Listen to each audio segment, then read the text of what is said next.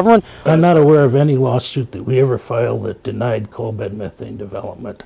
So, you know, if there's no regulations there to protect the water, we've got to get those in place, and I think that's a lot of the problems where lawsuits have come in, is that there just isn't any laws on the books that protect, you know, the farmers, ranchers, and the water.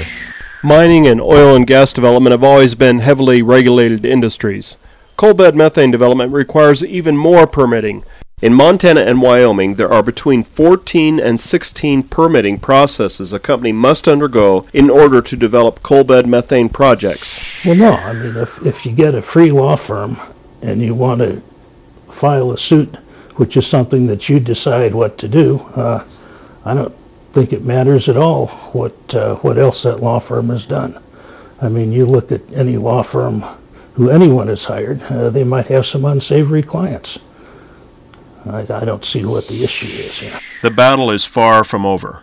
The environmentalists, or occasionally coined obstructionists, funded in large part by outside interests, believe it's their duty to preserve the land and are working hard to assert their right to stop any development that doesn't meet their specific criteria.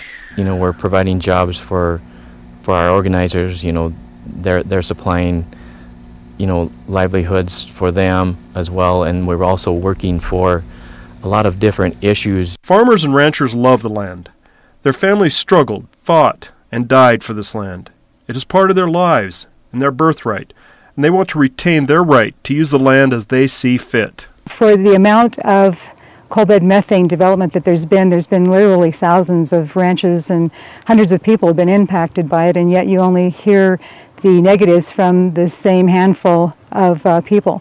We care about the land. We're not about to tear it up, ruin it. We make our living off of the place. To listen to the people on the land, and let's not listen to people that don't even live around here. They're trying to save us from ourselves. I think that the people that are on the land kind of understand what's going on a lot more than people that are from the big city that are out here trying to save it. I would really appreciate it if we could have more control on our land, because we live on it, we love it, and some of the people have come up and made some rules and regulations that will not work for us and have really hurt some, like moving the misters. And I wish that people would just take care of their own land, because they know what is good for it and what isn't, and not let people from outside of your area come in and tell you what to do and what not to do. You know, we're stewardess of the land out here. We've been raised on this land. We don't want to see it ruined, no matter how much everybody thinks we're making off of it. This is our livelihood, and we'd like the chance to be able to work with the methane companies and everyone else and try to develop the water and keep it on my place. You know, they want to throw a fit about it going to the Tongue River. Well, they'll let me develop it on my place and use it. Most of that water won't ever get to go to the Tongue River. I'll put it to beneficial use right here on my place. Let the local people make the decisions, establish the ground rules and the operational standards for development of our own resources. You know, trying to develop policy from, you know, thousands of miles away is without coming here, standing on this land, immersing yourself in the culture here.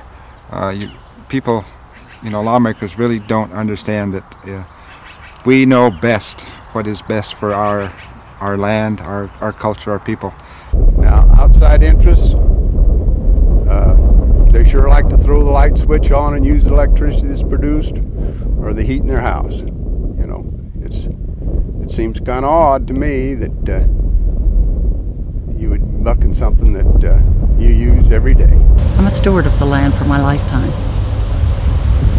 and it was here long before I was, and I hope it will be here long after. I am an environmentalist. I care enormously about this land. I moved here from New York 40 years ago. I think it is vital to take this resource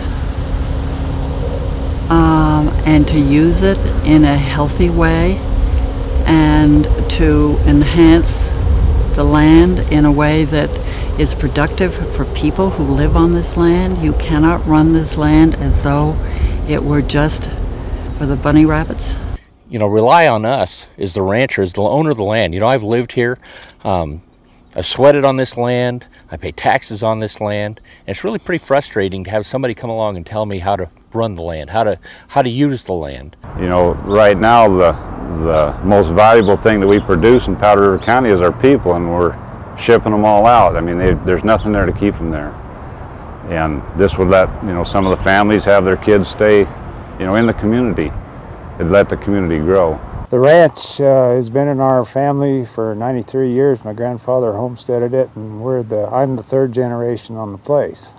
And if I didn't think that the companies were doing it responsibly and that CBM water was going to hurt my land, I wouldn't have them on the place. Farmers and ranchers on the plains have always had the courage, the resilience, and the will to survive any contingency. Their voices in these interviews are real and unscripted. They speak the simple truth that is at the heart of their lives, the simple truth that needs to be heard. It's pretty tough to make a living in Montana. You know, we're stewardess of the land out here. We've been raised on this land. We don't want to see it ruined. I could use the water. I could use some irrigation. Have more control on our land because we live on it, we love it. We are all stewards of the land. I don't own the land. I'm a steward of the land for my lifetime. To listen to the people on the land, and let's not listen to people that don't even live around here that are trying to save us from ourselves.